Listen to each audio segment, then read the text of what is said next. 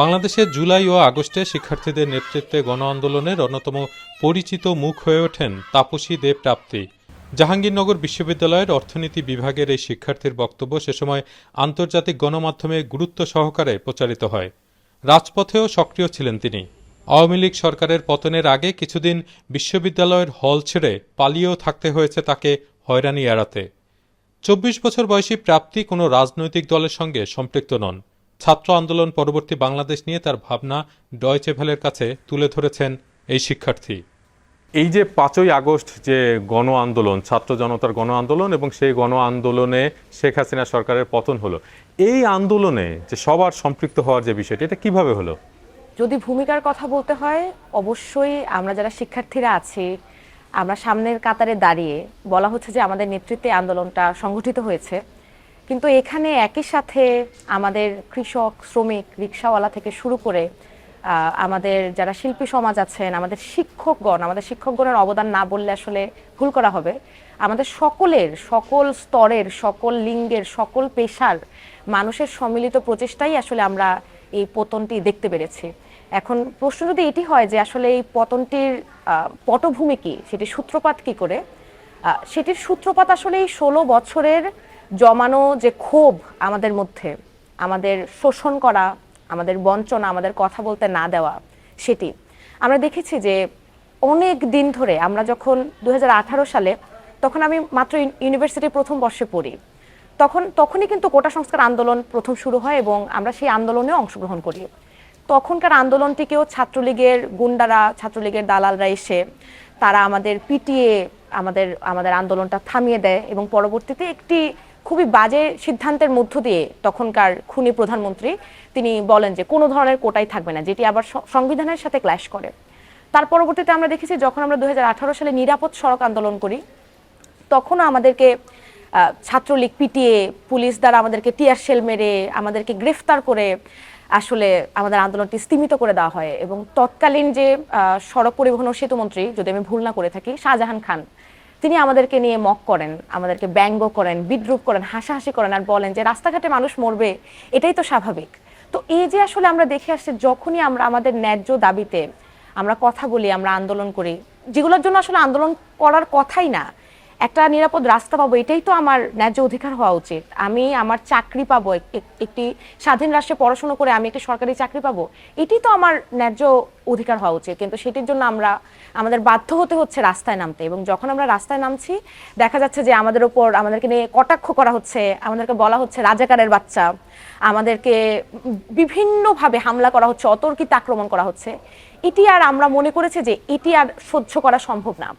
এবং যেদিন আমাদের ভাইরা মারা গেলেন, প্রথম ৬ জন মারা গেলেন, আবু সাইদ সহ আরো ৫ জন, ওই দিন আসলে আমাদের ধৈর্যের বাঁধ ভেঙে গিয়েছে। এর আগে বলা হচ্ছিল আলোচনার কথা, এর আগে বলা হচ্ছিল সংলাপের কথা, কিন্তু আমার ভাইয়ের রক্তের উপরে তো কোনো সংলাপ হতে পারে না। এবং এই প্রশ্নটি বাংলার আপামর জনসাধারণের, বাংলাদেশের আপামর জনসাধারণের প্রশ্ন ছিল যে চাকরি না দেবি না দে, কিন্তু আমার বেটাকে মারলু কেন, আমার বাচ্চাকে তো কেউ মারতে পারে না। সেই জায়গা থেকে আরেকটি কথাই বলবো, এটি আমার জন্য ব্যক্তিগতভাবে খুবই খুবই আমি বলবো ইমোশনাল, যে আসলে ৫ই আগস্ট ২০১৮ সালের শাহবাগের যে জায়গা থেকে পুলিশ আমাকে গ্রেফতার করে, ৫ই আগস্ট ২০২৪ সালে শাহবাগের ঠিক সেই জায়গায় দাঁড়িয়ে আমি শুনি খুনি হাসিনা সরকার দেশ ছেড়ে পালিয়েছে। তো এটি আমি বলবো যে আমাদের সকলের এতদিন চলে আসা, খেতে না পারা, সকল কিছুর দাম বৃদ্ধি পাওয়া, আমাদের কথা বলতে না দেওয়া, গণমাধ্যমের কোনো স্বাধীনতা না থাকা, গুম করে ফেলা, মানুষজনকে ক্রস ফায়ারে মেরে ফেলা, ধর্ষণ নিপীড়নের কোনো বিচার না হওয়া, এই বিচারহীনতার সংস্কৃতি, দখল, চাঁদাবাজি, সকল কিছু মিলিয়ে বাংলাদেশের সকল জনসাধারণের ধৈর্যের বাঁধ ভেঙে গিয়েছে। এবং আমরা মনে করেছি এই শোষণ, এই অত্যাচার, এই মৃত্যু আর নেওয়া সম্ভব না। সেই ছাত্র জনতার গণ আন্দোলনের পর এখন তো একটি অন্তর্বর্তীকালীন সরকার রয়েছে প্রফেসর ডক্টর মোহাম্মদ ইউনূসের নেতৃত্বে। তো এখন বাংলাদেশের পরিস্থিতি কেমন দেখছেন? আসলে এই আন্দোলন হওয়ার পরে ৫ই আগস্ট আমরা যখন খুনি হাসিনার সরকার পদত্যাগ করে, তখন আমরা ভাবছিলাম যে আসলে দেশের কি হবে। এবং এরপর আপনারা সকলে দেখতে পেয়েছেন যে আমাদের অনুরোধে, শিক্ষার্থীদের অনুরোধে ডক্টর মোহাম্মদ ইউনূস তিনি রাজি হন অন্তর্বর্তীকালীন সরকারের দায়িত্ব নিতে প্রধান উপদেষ্টার, এবং তারপরে আমরা দেখি একটি চমৎকার উপদেষ্টা পরিষদও গঠিত হয়। এবং আমরা আসলে শিক্ষার্থীরা আস্থাই রেখেছিলাম যে যেহেতু এত চমৎকার একটা উপদেষ্টা পরিষদ গঠিত হয়েছে এবং অন্তত এখন আমাদের যাদের কথা শোনা হচ্ছিল না, আদিবাসী থেকে শুরু করে সমতলের আদিবাসী থেকে শুরু করে আমরা যারা আছি, আমাদের সকলের কথাগুলো শোনা হবে। কিন্তু এটিও আমরা বিশ্বাস করি বা এটিও আমরা বুঝতে পারি যে আসলে একটি এরকম গণ অভ্যুত্থানের পরে আসলে এত রাতারাতি সকল কিছু অর্জন করা সম্ভব হয় না।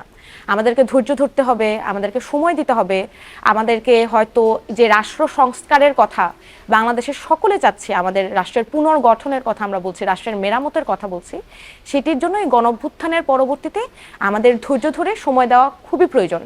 এটিও আমরা বিশ্বাস করি এবং আস্থা রাখতে চাই। কিন্তু সমস্যাটি যেখানে হয়েছে, একই সাথে আমরা কিন্তু বাংলাদেশে বর্তমানে অনেক বিষয় লক্ষ্য করছি। আমরা দেখেছি যে 5ই আগস্টের পরপরই কিন্তু বিভিন্ন জায়গায় হামলা, চাঁদাবাজি থেকে শুরু করে মানুষজনের বাড়িঘর জ্বালিয়ে দেওয়া, দোকান পুড়িয়ে দেওয়া, এগুলো কিন্তু আমরা দেখতে পেরেছি। এবং তখন আমরা ধৈর্য ধরে ছিলাম। আমরা দেখেছি যে আবারও সেই শিক্ষার্থীরাই, আমাদের মাদ্রাসার ভাইয়েরা, আমাদের বিভিন্ন জায়গার শিক্ষার্থী বন্ধুরা যারা আছেন, তারা সকলে একত্রিত হয়ে বিভিন্ন ছোট ছোট সাপোর্ট গ্রুপ করে তারা হচ্ছে বিভিন্ন জায়গায় মন্দির থেকে শুরু করে সকল সংখ্যালঘুদের যেগুলো কাজ স্থাপনা রয়েছে তারা কিন্তু পাহারা দিয়েছেন। কিন্তু প্রশ্নটি হচ্ছে, তখন পুলিশ বাহিনী কাজে ফেরত আসেনি, তারা স্ট্রাইকে ছিল। এখন কিন্তু আমরা দেখতে পাচ্ছি যে আইনশৃঙ্খলা রক্ষাকারী বাহিনী কাজে ফেরত এসেছে, তারা হচ্ছে বিভিন্ন জায়গায় কাজ করছে। আগে কিন্তু এই ট্রাফিক কন্ট্রোলের কাজটিও আমরাই করেছি, শিক্ষার্থীরাও করেছেন, সেটি আপনারা দেখতে পেয়েছেন। এখন প্রশ্নটি হচ্ছে, এখন আমরা দেখছি বিভিন্ন জায়গায় মবকে সংগঠিত করে, পাবলিক সংগঠিত করে মানুষজনকে পিটানো হচ্ছে এবং পিটিয়ে মেরে ফেলা হয়েছে। এবং আমরা এটিও দেখতে পাচ্ছি অনেক জায়গায় মাজার ধ্বংস করে দেওয়া হচ্ছে, অনেক জায়গায় আইনশৃঙ্খলার যে পরিস্থিতি, কক্সবাজারের একটি ভিডিও খুব ভাইরাল হয়েছে যে সেখানে একজন নারীকে তার পছন্দ মতো পোশাক পরেছিলেন তিনি, তার কারণে কানে ধরে উঠবোস করিয়ে সোশ্যাল মিডিয়ায় ছেড়ে দেওয়া হচ্ছে। শ্যামলীতে ফার্মগেটের সংসদ ভবনের সামনে যৌনকর্মী সন্দেহে যৌনকর্মীদের এবং অন্যান্য নারীদের তারা পিটিয়ে, কিছু মানুষ পিটিয়ে সেটি ভিডিও ভাইরাল করে ফেসবুকে ছেড়ে দিচ্ছে। এবং এটি নিয়ে আমরা দেখছি যে আসলে যে পরিমাণ তৎপরতা হওয়ার কথা, সেই পরিমাণ তৎপরতা কিন্তু আমরা দেখতে পাচ্ছি না।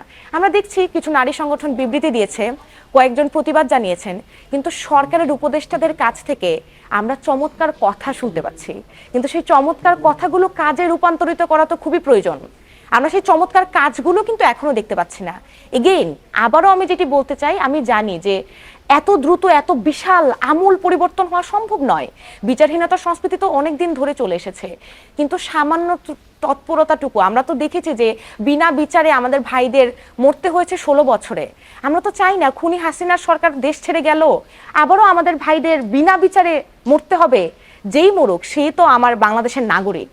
তো সেই জায়গায় যে বিচারহীনতার সংস্কৃতি এখনো চলছে, ধর্ষণ, নিপীড়ন, মব জাস্টিস যেটিকে আমরা বলি, মানুষজনকে পিটিয়ে সেটি সোশ্যাল মিডিয়ায় উদযাপন করার যে সংস্কৃতি, যৌনকর্মীদের তাদের অধিকার না দেওয়ার যে সংস্কৃতি, আমাদের আদিবাসী বোনেরা, বম সম্প্রদায়ের বোনেরা কিন্তু এখনো আটক। তারা সেই খুনি সরকারের আমলে আটক ছিলেন, তারা এখনো আটক আছেন। তাদের বের করার ক্ষেত্রে আসলে অন্তর্বর্তীকালীন সরকারের তেমন কোনো তৎপরতা দেখতে পাচ্ছি না। সেই সকল জায়গায় আমরা এখনো আশা করে আছি সরকার কাজ করবেন, কিন্তু একই সাথে আমরা এতদিন ধরে যেহেতু ধৈর্য ধরে বুক বেঁধেছি, আমাদেরও একটু শঙ্কিত হতে হচ্ছে। কেননা এই মব জাস্টিসের বাংলাদেশ তো আমরা চাই না। আমরা চাই সুষ্ঠু বিচার হবে, স্বাধীন বিচার বিভাগের নিরপেক্ষ তৎপরতায় সকল যারা দোষী তাদের দোষীদের শাস্তি অবশ্যই নিশ্চিত করা হবে এবং যারা নির্দোষ তারা ছাড়া পাবে। আরেকটি কথা খুব গুরুত্বপূর্ণ, এটি বলতেই হবে, আমাদের অনেক আহত ভাইরা তারা আমাদের পাশে মিছিলে গুলি খেয়েছে, সেই গুলিটি আমার গায়ে লাগতে পারতো, আমার ভাই সেই গুলিটি বুক পেতে নিয়েছে, সেই ভাই এখনো হাসপাতালে কাতরাচ্ছে। এখন আমরা দেখেছি কিছুদিন আগে যে তার হাসপাতালের আহত বাবা, তার হচ্ছে চিকিৎসা করার টাকা ছিল না দেখে তিনি তার সন্তানকে বিক্রি করতে বাধ্য হয়েছেন। সেটি যখন গণমাধ্যম কর্মীরা ভাইরাল করলেন, তারা নিউজ করলেন, তখন আমরা দেখলাম একটি স্টেপ নেওয়া হলো। তাহলে কি এখন আমাদের আসলে অপেক্ষা করতে হবে আমাদের আহত ভাইদের কখন একজন গণমাধ্যম কর্মী তৎপর হয়ে তার কাছে যাবেন এবং একটি নিউজ করবেন এবং তারপর আমরা দেখব সোশ্যাল মিডিয়ায় কিংবা নিউজে, এবং তারপর তার আসলে আহতের চিকিৎসা, আহতদের পুনর্বাসন। কত ভাইদের আমরা হারিয়েছি, তারা একমাত্র উপার্জনক্ষম ব্যক্তি ছিলেন, তাদের পরিবার আসলে এখন খেতে পারছে না, এরকম অসংখ্য পরিবার আছে। তাদেরকে আমরা তো ভুলে যেতে পারি না, কেননা তাদের রক্তের উপর দাঁড়িয়ে আছি আমরা এই স্বাধীন বাংলাদেশে। তাদের অবশ্যই আহতদের সুষ্ঠু চিকিৎসা এবং পুনর্বাসন আহত পরিবারের, সেটির দিকে আমাদের নজর দিতে হবে। এবং শহীদ ব্যক্তিদের আমরা আমরা আমরা আমরা যাদের হারিয়েছি সেই শহীদদের ভুলে না গিয়ে তাদের আমরা আমাদের স্মৃতিতে চিরজাগরুক রেখে তাদের অম্লান রেখে আমাদের কাজ করতে হবে। এখনকার যে পরিবেশ, সেই পরিবেশে তো রাজনৈতিক দলগুলো সক্রিয় হচ্ছে, বিভিন্ন রাজনৈতিক দল নানা রকম কর্মকাণ্ড পরিচালনা করছে। তো এই রাজনৈতিক দলগুলোর অবস্থা এখন কেমন দেখছেন? আসলে বাংলাদেশের যে রাজনৈতিক দলগুলোকে বৃহদার্থে আমরা যাদেরকে দেখে থাকি, তাদের প্রত্যেকের মধ্যে যে সমালোচনাটি আমি করব সেটি হচ্ছে তাদের ইন্টারনাল স্ট্রাকচারই অগণতান্ত্রিক। অর্থাৎ আপনি যখন আপনার দলের মধ্যে অগণতান্ত্রিক আচরণ করেন, অথরিটেরিয়ান আচরণ করেন, আপনি ধারণ করেন যে আপনি প্রভু এবং বাকি দলের কর্মীরা শুধু আপনার অনুশাসন, আপনার উপদেশ কিংবা আপনার সিদ্ধান্ত মেনে চলবে, তখনই ঝামেলাটির সৃষ্টি হয়। এবং আমরা দেখেছি যে অনেক দিন ধরে, আমার বয়স 24 বছর, তো আমার আসলে জ্ঞান হওয়ার বা আমি বুঝতে শেখার পর থেকেই আমি দেখছি যে মূলধারার রাজনৈতিক দলগুলোর গ্রামে গঞ্জে প্রান্তিক মানুষের সাথে যে যোগাযোগ স্থাপন করা খুব জরুরি ছিল বাংলাদেশে, সেই যোগাযোগটা কিন্তু স্থাপিত হচ্ছে না। সেই জায়গা থেকে বর্তমানে আমরা দেখছি যে অনেক রাজনৈতিক দল আবার তারা তাদের রাজনৈতিক কর্মকাণ্ড করতে চাচ্ছে, তারা মূলধারার রাজনীতিতে ফিরে আসতে চাচ্ছে। আমরা দেখছি নতুন নতুন দলগুলোর আবির্ভাবও হচ্ছে, যারা হয়তো সামনের দিনে রাজনীতিবিদের কাতারেও এসে দাঁড়াতে পারেন। প্রশ্নটি হচ্ছে যে বাংলাদেশে সুস্থ ধারার রাজনীতি থাকবে, এটিই স্বাভাবিক এবং এটি হওয়া উচিত যে কোনো গণতান্ত্রিক রাষ্ট্রে। কিন্তু সমস্যাটি তখন হবে যখন আমাদের এই যে হাজার শহীদ ভাই বোন, তাদের রক্তের ওপর দাঁড়িয়ে আমি আবারও আমার রাজনৈতিক স্বার্থের জন্য যে কোনো অগণতান্ত্রিক সিদ্ধান্ত নিব, কিংবা যে কোনো সিদ্ধান্ত নিব যেটি আখেরে বাংলাদেশকে আবারও সেই ফ্যাসিবাদের দিকেই নিয়ে যাবে। আমরা দেখেছি 90-এর সময় আমাদের বড় ভাইরা, আমাদের বড় বোনেরা, তারা কিন্তু এরশাদের যে শাসনামল সেটিকে তারা স্বৈরাচার মুক্ত করেছিল। 90-এর বাংলাদেশের পরেও কিন্তু আমাদের আরেকটি স্বৈরাচার মুক্ত বাংলাদেশের লক্ষ্যে আন্দোলন করতে হলো। অর্থাৎ আমরা দেখেছি 90-এর পরবর্তী বাংলাদেশ, তখন যদি আমরা এই ধরনের রাজনৈতিক দলগুলো তারা যদি অগণতান্ত্রিক এবং অথরিটেরিয়ান আচরণ থেকে বের হয়ে তারা গণতন্ত্রের সুস্থ চর্চা করত, তারা যদি সুস্থ ধারার রাজনীতির মধ্যে থাকতো, তারা যদি দখলদারিত্ব চাঁদাবাজির রাজনীতি না করত, ছাত্রদের ছাত্র থাকতে দিত, লেলিয়ে দিত না কোনো তাদের মাদার অর্গানাইজেশনের কাজ করার জন্য, তাহলে কিন্তু আমাদের হয়তো এই 24-এ এসে আরেকটি খুনি হাসিনাকে দেখতে হতো না।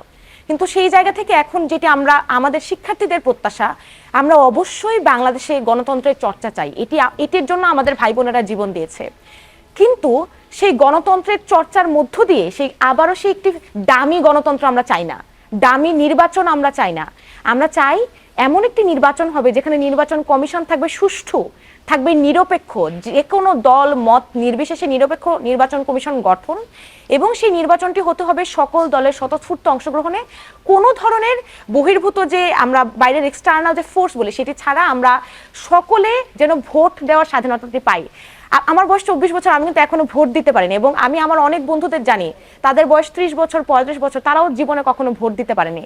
আমরা তো ভোট দিতে চাই, বাংলার সাধারণ জনসাধারণ তাদের সাংবিধানিক যে চর্চা সেই চর্চাটি করতে চায় বাংলাদেশে।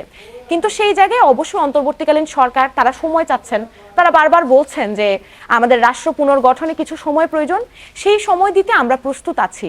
কিন্তু সেই সময়ের মধ্যে যেন দেশে কোনো বিচারহীনতার সংস্কৃতির আবার পুনশ্চর্চা না হয়, যেন দেশে কোনো মানুষ বিনা বিচারে মারা না যান, যেন দেশে কোনো রাজনৈতিক দল আমাদের শহীদদের রক্তের ওপর দাঁড়িয়ে দখলদারিত্ব চাঁদাবাজি এবং মানুষের মুখ বন্ধ করে দেওয়ার রাজনীতি, আপনি এই কথাটি বলতে পারবেন না, আপনি এই ভাষাটি ব্যবহার করতে পারবেন না, আপনি এই পোশাক করতে পারবেন না, আপনি পর্দা করতে পারবেন না, আপনি এগুলো করতে পারবেন না, এগুলো যারা বলছে এটি করতে দেওয়া যাবে না।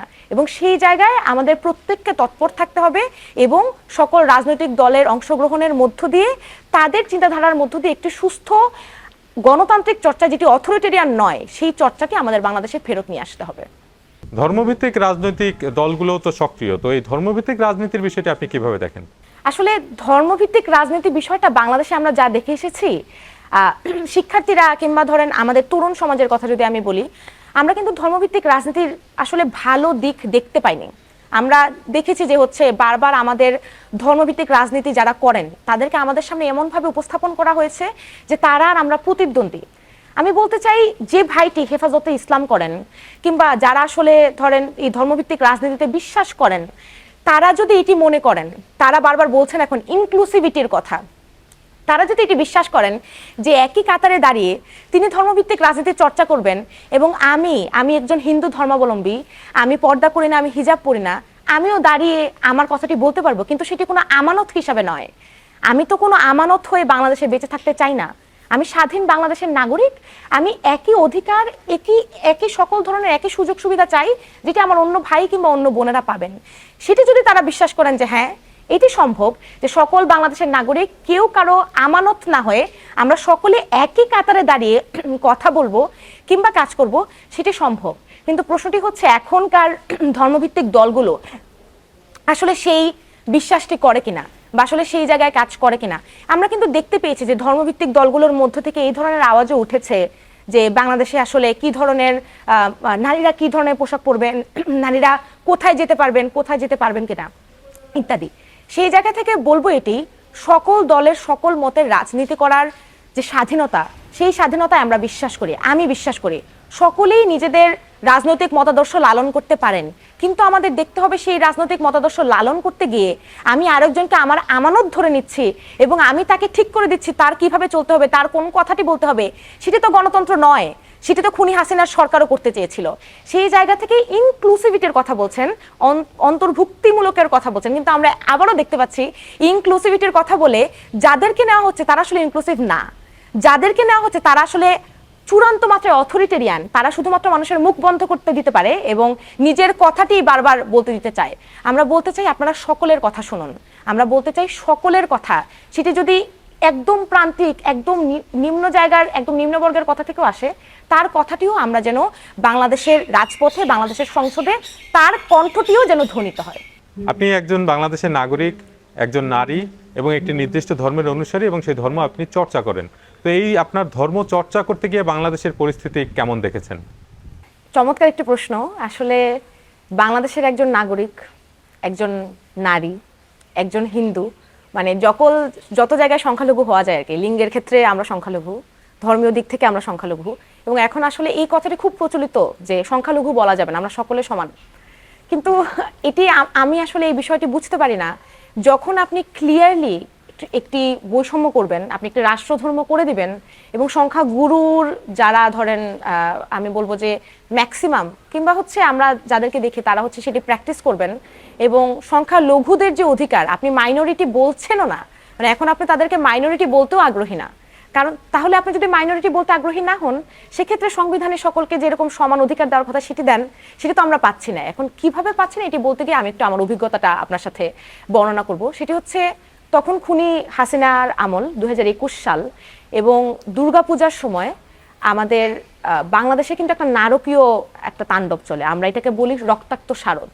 সেই রক্তাক্ত শারদে আমরা দেখি চট্টগ্রাম, কুমিল্লা, ব্রাহ্মণবাড়িয়া বিভিন্ন জায়গায় মণ্ডপ ভাঙচুর করা হয়, মণ্ডপ প্রতিমা ভাঙচুর করা হয়, এবং 2021 সালে এটির তৎপরতা এত বেশি কারণ সারা বাংলাদেশের অনেকগুলো জেলায় এই তাণ্ডবটি চালানো হয় এবং পূজা চলাকালীন সময়ে কিন্তু। এবং একটি আপনি যদি বলেন যে আসলে আমি ব্যক্তিগতভাবে ভয়ে থাকি কিনা, আমি ব্যক্তিগতভাবে ভয় থাকি না, কারণ আমি জানি যে আমার সাথে আরো 10 জন মানুষ আছেন, আমি জানি যে আমি একা নই, আমার বন্ধুরা, আমার বোনেরা, আমার ভাইয়েরা আমার সাথে আছে। কিন্তু আমি দেখি একই সাথে আমার যে হিন্দু বন্ধুটি হয়তো অন্য একটি জেলায় বসবাস করছে, ঢাকায় থাকছে না, হয়তো আরেকটু প্রান্তিক গ্রামে বসবাস করছে, সে কিন্তু ভয়ে থাকে, তারা কিন্তু ভয়ে আছে।